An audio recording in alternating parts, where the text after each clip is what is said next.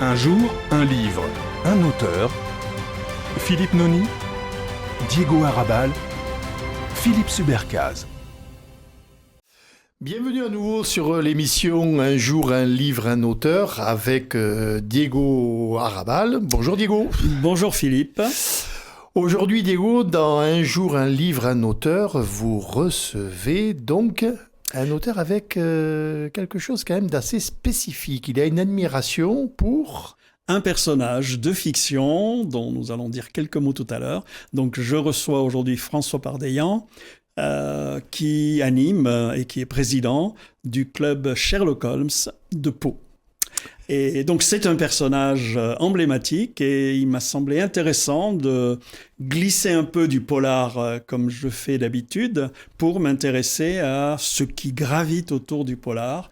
Et en termes de polar, Sherlock Holmes c'est quand même un monument. Bonjour François. Bonjour. Bonjour François. Merci de m'inviter. C'est avec grand plaisir. Alors dites-nous, club Sherlock Holmes, ça consiste en quoi ? Alors d'abord, il faut rappeler que le club Sherlock Holmes, ça ne date pas d'aujourd'hui. Du vivant de l'auteur de Sherlock Holmes, qui est Arthur Conan Doyle, donc, il est décédé en 1930, et dès 1934, il y a eu le premier club Sherlock Holmes aux États-Unis, à New York, qui s'appelait les Baker Street Irregulars. En fait, c'est les petits gars, les petits garçons là, qui donnent des informations à Sherlock Holmes, etc.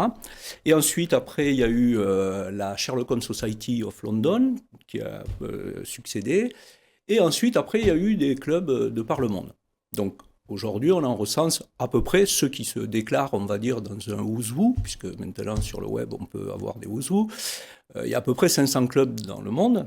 Et le nôtre, par exemple, alors, est régional. Voilà. Donc, il y a une société Sherlock Holmes de France, dont le siège est à Paris, et qui, comprend toute la France. Mais après, les membres peuvent être aussi à l'étranger, voilà.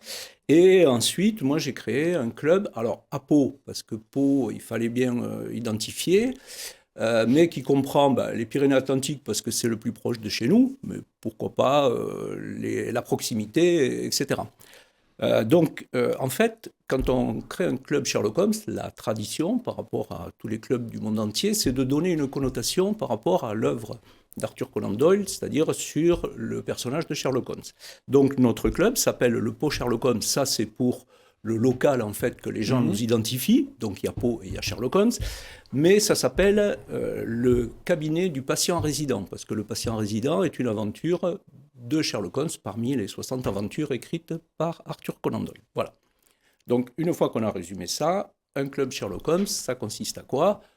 D'abord, à réunir les gens qui sont intéressés, passionnés ou curieux de cette littérature.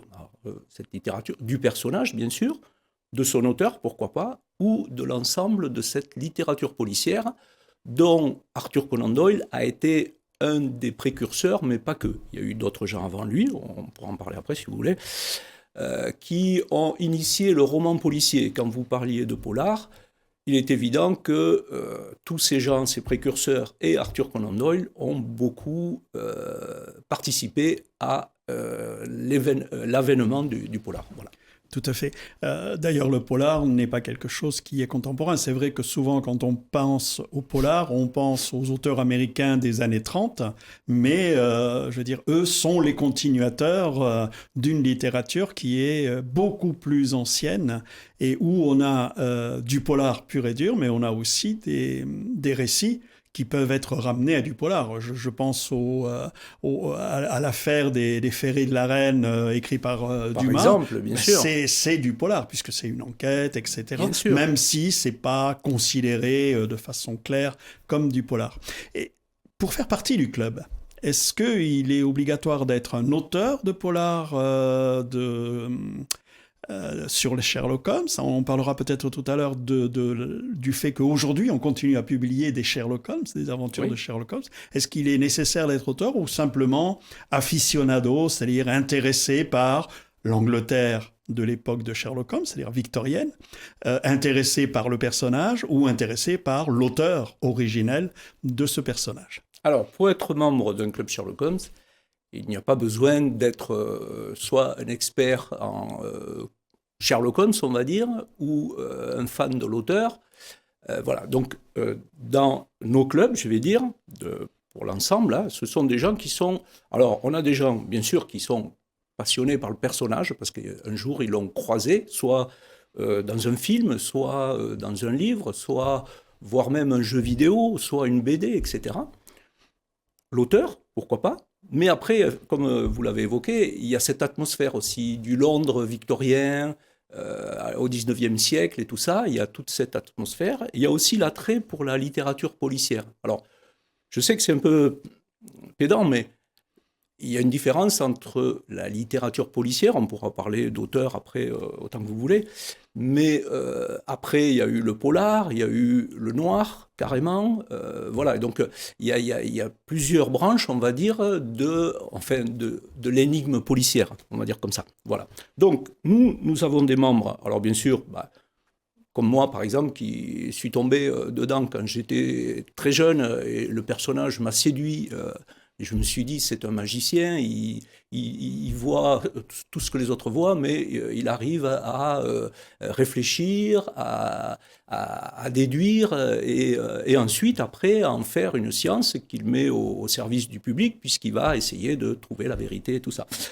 Il y a des gens qui sont intéressés par les clubs d'une manière générale parce que ça parle de littérature policière, l'auteur aussi, mais on a aussi des membres qui n'apprécient pas forcément ni l'auteur ni le personnage, mais qui aiment cette ambiance de discussion autour de la littérature policière, parce que la littérature, après, c'est tellement vague, nous, on s'est cantonné dans ça.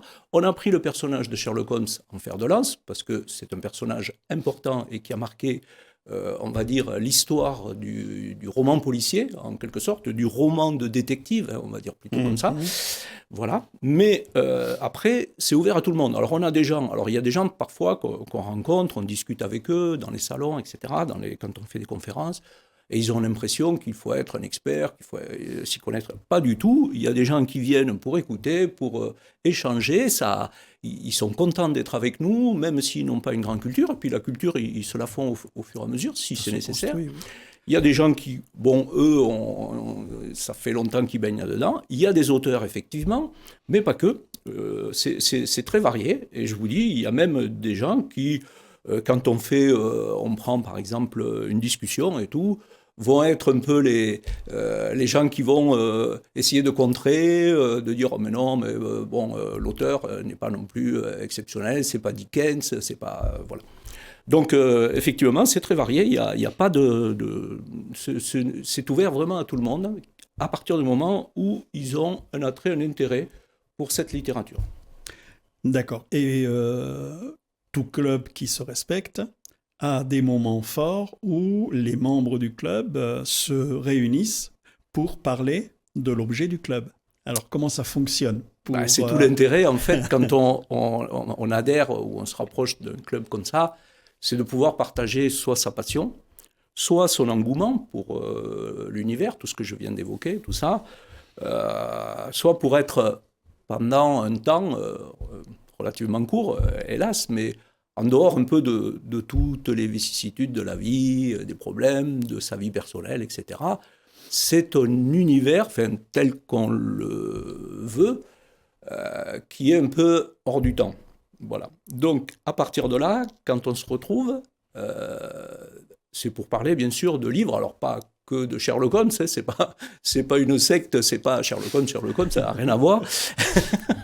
On parle de livres, on parle de ce qu'on a lu, on échange des livres, on se prête des livres, on se donne aussi, pas que des livres, hein, il y a toute la partie cinéma, il y a des gens qui sont intéressés par des BD, etc. Des BD, il en sort toujours, etc. Donc il y a toujours une actualité, alors autour, bien sûr, de Sherlock Holmes, pourquoi pas, et autour aussi de toute la littérature policière contemporaine, bien sûr, ou parfois quelques perles qu'on trouve, des choses. C'est comme ça que tous les clubs dans le monde, en fait, ont réfléchi un peu sur la genèse du roman policier et ont retracé, à partir de Sherlock Holmes, pour retrouver un peu tous les auteurs et tous les personnages détectives, etc., qu'on va retrouver dans la littérature depuis très longtemps. Ça peut remonter à Voltaire, ça peut remonter à des contes persans, etc. Quoi, voilà.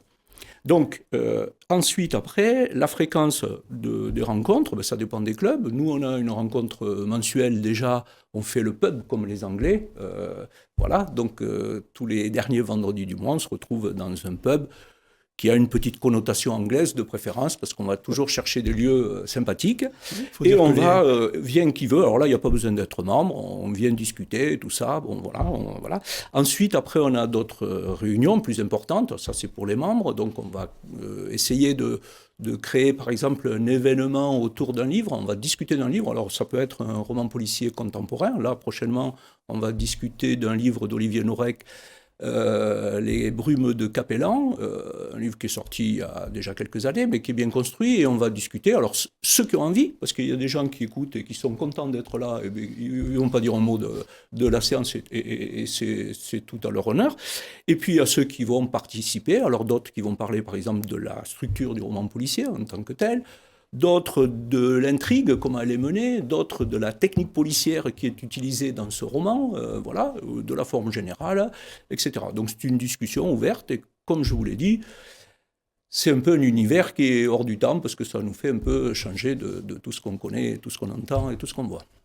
Philippe. Si je comprends bien, je ne connaissais pas du tout, hein, moi je vous avoue, je découvre effectivement qu'il existe, donc vous le disiez tout à l'heure, 500 associations minimum, à travers le monde, minimum, donc qui mettent en valeur un peu Sherlock Holmes, et puis qui ne restent pas effectivement confinés à ça. Comment ça se passe ces réunions? Vous avez un animateur qui anime? Parce que là je suppose que ça va être quand même assez compliqué d'arriver à animer, à faire circuler la parole. Ou c'est un des membres de l'association qui, à chaque fois, est l'animateur ou l'animatrice, parce que je suppose qu'il y a des femmes aussi qui doivent y être, qui animent. Comment ça se passe? Alors, il n'y a pas. Alors, quand on fait nos pubs, par exemple, c'est convivial, donc il n'y a pas d'animateur. Moi, par exemple, dans le club, puisque je suis président, si j'ai des informations du club à donner, etc., les prochaines manifestations et tout, même si nous avons un bulletin après, et puis on échange bien sûr avec une liste sur Internet, comme tout le monde. Mais sinon, si vous voulez, quand on fait nos réunions où tout le monde peut participer, il n'y a pas d'objet, il n'y a pas d'agenda avec des thèmes, etc. Donc chacun, c'est un moment convivial, on partage un verre, on est autour d'un verre, et puis on va discuter de ce qu'on a lu, on amène les bouquins qu'on veut, tiens j'ai lu ça, tiens voilà. Alors on essaie, en général parce que tout le monde n'habite pas sur Pau, donc on a des gens sur la côte basque, on a des gens qui habitent au Laurent, qui habitent dans la montagne, etc. Donc tous ne viennent pas, donc là, je vais dire, on est à peu près une dizaine, quoi, voilà. Donc là, ça se passe normalement. Après, quand on fait nos réunions plus officielles, là, il est évident qu'il y a quand même, on demande avant qui veut intervenir pour que ce soit quand même ordonné, etc. Donc, en fonction du thème, les gens qui veulent intervenir, bon, il n'y en a jamais légion non plus, comme dans toutes les associations et tout ça, mais bon, ceux qui veulent participer, quel que soit leur niveau, et je veux dire dans le sujet, etc., même si c'est des néophytes et qui veulent apporter juste une appréciation, ils peuvent le faire. L'important, c'est qu'on puisse ordonner un petit peu pour avoir un timing en fonction des lieux que l'on va soit louer, soit occuper, etc. Voilà. Mais, et là, il va y avoir, bien sûr, un ordre de passage, on va dire, mais après, chacun peut s'exprimer, poser des questions et tout ça. Et après, les animateurs, en général, bon, le président, bien sûr, a toujours un rôle d'animateur, c'est sa fonction aussi, mais tout le monde peut participer. Il y a un vice-président, il y a des secrétaires, il y a un trésorier, mais peu importe, ça c'est la structure d'une association. Mais après, on a des gens qui sont plus loquaces que d'autres, on a des gens qui ont plus d'informations que d'autres, et l'important c'est que tout le monde y retrouve son compte et que personne ne s'ennuie, puisque le but c'est d'aller dans un endroit où vous allez parler de personnages de papier, puisque la littérature policière, ou quelle qu'elle soit, c'est du papier, c'est de la fiction, en général, nous sommes dans la fiction. Voilà, donc à partir de là, on n'a plus à se poser des questions, de point de vue par rapport à ce qui existe dans notre société. C'est pas le but. Le but, c'est de parler de quelque chose, enfin, qui nous sort du contexte où on n'a pas confronter des idées. Voilà. Alors, pour résumer, en fait, au niveau de votre club, vous avez des séances de façon régulière, donc qui sont organisées le dernier vendredi de chaque mois, et qui sont relativement informelles, en fait. Tout à fait. Dans lesquelles les membres du club vous pouvez venir, on vous invite. des sympathisants qui savent que ça se place à ce moment-là peuvent venir et participer à une discussion autour d'un roman ou de plusieurs romans, parler de ce qui a été lu, etc. Et vous avez aussi des moments qui, eux, sont formels, que vous organisez une fois, 2 fois, peut-être 3 fois par an, je ne sais pas, d'après ce que j'ai compris, c'est 2 fois par an. En fait, ça dépend aussi de la disponibilité et des opportunités. Ce qu'on cherche toujours, c'est avoir un lieu qui a une connotation un peu avec l'époque victorienne. Alors, à Pau, notamment, on a quand même une histoire avec nos amis britanniques. Alors, je dis britanniques, pas que anglais, parce que il y a aussi les Écossais, les Irlandais, les Gallois, etc. Donc, il reste beaucoup de villas, de lieux encore très victoriens. Voilà. On a un cercle anglais aussi qui existe aussi dans un ancien domaine avec une très belle bâtisse. Donc on va chercher des lieux déjà qui ont une connotation et qui donnent une atmosphère. Voilà. Donc ça aussi, ça va avec la littérature policière, cette ambiance un petit peu, quoi. Enfin, il y a, comme je le disais tout à l'heure, c'est pas de la prétention, mais on essaie qu'il y ait quand même une certaine qualité spirituelle, voilà, quoi. Intellectuelle, entre guillemets, hein, bien sûr, sans se prendre au sérieux, mais voilà, que ça amène quelque chose. De sérieux, dirions-nous. Voilà, il y a des romans qu'on propose parfois pour des discussions. On les lit, on dit non, on les écarte parce que ça n'apporte pas. Vous prenez des romans policiers qui sont très bien construits aujourd'hui, mais il y en a, et pourtant des auteurs très connus, et qui sont franchement des gens qui ont pignon sur rue, et c'est très bien construit, mais parfois ça sort un peu de ce qu'on souhaite, au moins parler, échanger. Voilà. Donc, très bien. Oui, Philippe. Quel est, je suis auditrice ou auditeur de présence, j'entends votre interview, j'ai envie de faire partie de l'association, de savoir comment on fait, comment on peut vous contacter. Ça, c'est la première question. Et puis, quelles sont les actions de communication que vous avez pour essayer de vous faire connaître pour toutes les personnes qui auraient effectivement un amour assez fort, effectivement, pour ce personnage de Sherlock Holmes et qui auraient envie de faire partie de votre association? Alors, effectivement, c'est une très bonne question. Au départ, moi, quand j'ai créé le club, il fallait que je me sacrifie un peu. Donc, j'ai été voir la presse locale.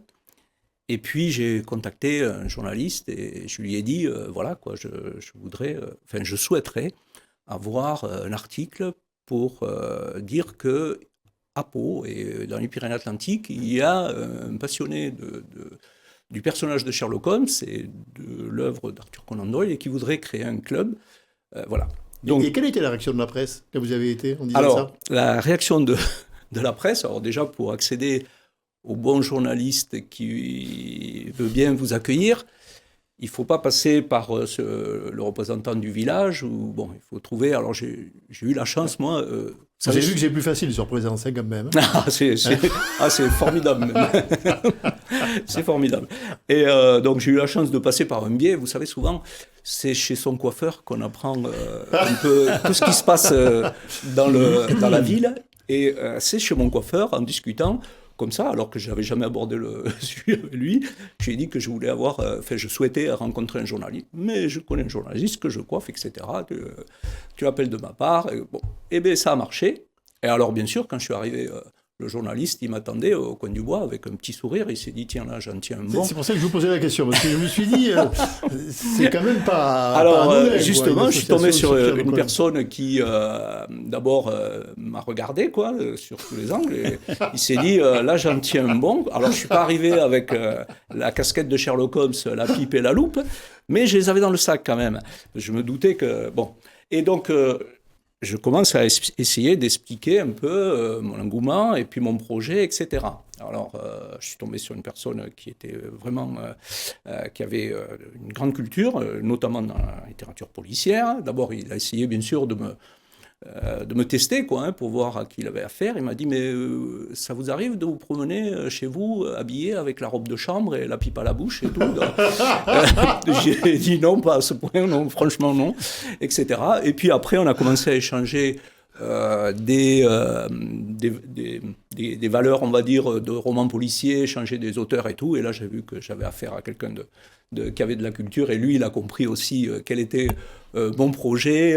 C'était pas farfelu, quoi. Que c'était pas un projet farfelu. Donc, et à partir de là, vraiment du sens, quoi. On a eu l'article. Et une fois que l'article est sorti, en suivant, il y a quelqu'un de Radio Pau Béarn qui m'a contacté suite à l'article parce qu'il voulait faire une petite émission, voilà, pour qui était cet individu qui était fan de Sherlock Holmes et voilà. Et là aussi une petite émission avec la radio. Et à partir de là, il y a plein de gens qui m'ont contacté. Alors depuis, pour répondre à votre question, on ne fait pas de pub, sinon que nous sommes présents. Alors comme nous avons des auteurs, nous sommes présents dans les salons du livre. On fait moins, parce que bon, ça fait longtemps qu'on existe, hein, ça fait 22, 23 ans maintenant qu'on existe. Donc je vais dire qu'on fait moins de choses remarquables. Parce que quand vous faites quelque chose, si vous voulez que la presse s'intéresse à ce que vous faites, il faut faire des manifestations en tenue. Alors, je ne dis pas en costume, je dis en tenue victorienne. Un costume, c'est autre chose. Mais bon, et donc à partir de là, il faut quelqu'un qui soit Sherlock Holmes, il faut quelqu'un qui soit avec les fracs, les dames avec les robes d'autrefois. On aime bien aussi, on le fait de temps en temps. Donc là, on a fait comme ça quelques manifestations. On a été reçu par André Lambarère, qui a été quand même maire de Pau, mais ministre aussi de la République. François Bayrou, bien sûr, aussi, qui nous connaît aussi et qui nous a reçus, etc. Donc, et depuis qu'il est Premier ministre, il vous a reçu également ou pas? Ah non, pas encore, mais ça va venir. Ça pourrait se faire. On lance l'appel, donc sur présence, pour que François Bayrou, en tant que Premier ministre, vous reçoive. Mais nous avons de très bons rapports avec lui et on s'en félicite. Juste un aparté, c'est quand même quelqu'un d'ouvert, hein, c'est un agrégé de lettres, et c'est, au niveau de la littérature et tout, c'est quelqu'un qui connaît aussi, quoi. Voilà. Donc, effectivement, quand on fait ces manifestations-là, et pour se faire connaître, donc, on fait beaucoup, on fait surtout les salons du livre, où là, c'est là où on rencontre des gens et qu'on leur fait savoir. Nous sommes rencontrés d'ailleurs. Tout à fait. Qui est un club qui existe. Vous avez réussi à avoir Diego Arrabal adhérent depuis que vous l'avez rencontré dans un salon du livre ou pas? Pas encore, mais. Vous y travaillez? On y travaille, effectivement. On va y travailler aussi à présence, alors, avec Philippe Subercaz, pour faire en sorte qu'il soit adhérent. Ouais.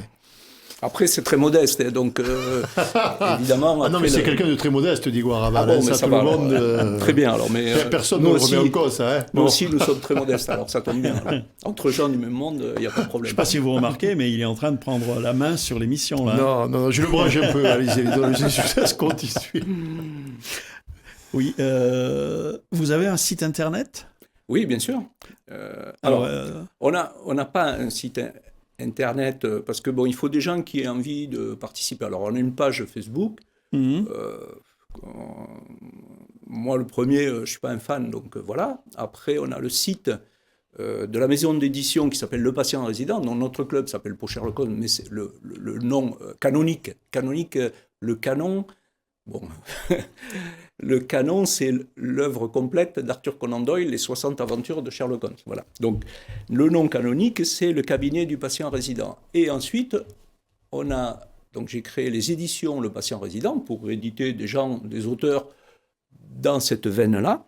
Voilà. Et donc, on a un site sur le cabinet du patient résident, où il y a les informations du club, notamment. D'accord. Voilà. Donc, si des auditeurs ont envie d'approfondir, de prendre contact pour adhérer, etc., ils peuvent aller sur le site du patient résident. Voilà. Et à partir de là, de pouvoir voir qui vous êtes, et puis de pouvoir aussi alors, voir votre actualité, mais aussi de pouvoir rentrer dans ce club s'ils en ont envie. D'accord. Et avant de rentrer, ils peuvent venir nous voir, participer au pub, venir prendre un verre avec nous et voir que nous sommes des gens tout à fait normaux. D'accord. Les différentes réunions, vous les faites vous les présentez sur le site du passant résident? Non, alors on a une page Facebook aussi, mais on l'a mis une fois, on a dit dernier vendredi du mois, alors des fois on peut bouger au dernier moment. Là on tient une liste et de membres, on a des membres d'honneur aussi, et nous avons aussi des sympathisants qui ne sont pas membres du club, mais qui viennent quand ils veulent, etc. De temps en temps, c'est ça. Juste un aparté aussi, pour ces rencontres du pub aussi, on essaie d'inviter quelqu'un qui a un rôle dans la culture, que ce soit dans la littérature, un auteur ou quelqu'un qui crée pièces de théâtre, etc. Et c'est comme ça qu'on a invité M. Arabal, par exemple. Comme ça, vous avez invité M. Arabal. J'avais une question. Vous avez parlé de la maison d'édition. Là, il nous reste 3 minutes. Vous avez parlé de la maison d'édition. Combien d'auteurs vous avez publié par le biais de cette maison d'édition aujourd'hui ? Alors, le but, étant donné que nous n'en vivons pas, enfin, je n'en vis pas puisque je suis l'éditeur, le commercial, etc. Bon, bref. Donc, j'ai édité que des gens qui m'ont contacté, mais que je connais aussi dans la veine. Donc, il y a 5 auteurs, en fait. D'accord. Voilà. Okay. Que vous présentez donc dans les salons du livre, je suppose. Là, vous avez rencontré Diego Arabal, donc vous avez un stand avec l'ensemble des auteurs qui peuvent être présents. Tout à fait, voilà. Ok. Oui, ça fonctionne vraiment comme une maison d'édition traditionnelle. Quand nous nous sommes rencontrés, il y avait François et puis il y avait 2 autres auteurs, si mes souvenirs sont exacts. Oui, là c'était parce que on a des auteurs aussi qui depuis sont édités et le but c'est de servir un peu de tremplin ou de marche pour que ces auteurs puissent être édités par d'autres maisons d'édition qui ont pignon sur rue, qui peuvent développer commercialement, etc. Puisque nous avons fait une activité qui est, on va dire, relativement limitée, parce que ça dépend de la disponibilité, du temps et tout ça. Donc ça permet effectivement, donc tous les auteurs ne sont pas forcément du stand, il y en a beaucoup qui sont réédités maintenant par d'autres auteurs, d'autres éditeurs, et tant mieux d'ailleurs. Et voilà. Vous êtes un marchepied. Oui, mais tant mieux, on en est très fiers. Oui, mais c'est très noble. Nous en sommes très très fiers. Eh bien, écoutez, merci d'avoir été notre invité. On arrive au terme de cette émission. Je vous laisse rappeler Diego Arabal, donc notre invité, ce qu'il fait. Alors, notre invité est François Pardeillan, qui dirige le club Sherlock Holmes de Pau et qui est en même temps éditeur, comme il vient de nous le préciser. Et j'espère qu'on aura l'occasion de le re-rencontrer. S'il édite un autre auteur, donc ce sera avec grand plaisir que nous vous ouvrirons les portes de ce studio pour vous recevoir, vous et votre auteur. Merci beaucoup, en tout cas, de c'est m'avoir tout à fait reçu. Normal. C'était un plaisir. Et merci beaucoup d'avoir accepté notre invitation, François, à une prochaine fois. Et puis, pour nous, à la semaine prochaine. Au revoir. Au revoir. Au revoir. Un jour, un livre, un auteur. Philippe Noni, Diego Arabal, Philippe Subercaz.